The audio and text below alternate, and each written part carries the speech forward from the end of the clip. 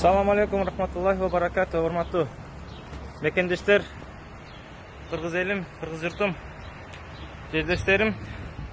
Бүгүнкү кырдаалдуу күндө мына биз азыр похоронный бюродо жүрөбүз. Финирохомдо элдердин өлгөн саны өтө арбын, өтө көп.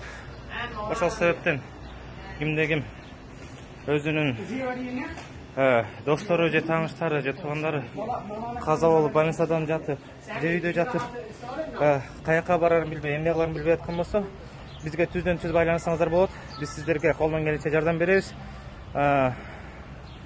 Документалдуу түрдө, формалдуу түрдө жана колунда жокторго материалдуу түрдө баягы ушул похоронун боло турган, жаназанын боло турган процессиндеги акчаларын, каражаттарын төлөп бергенге жардам беребиз.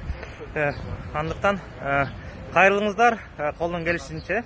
Биз болсо Нью-Йорктогу, Бруклинде кызмат кылып атабыз азыр. Мына аркабызда балдар. Бардык улут каалаган дин, каалаган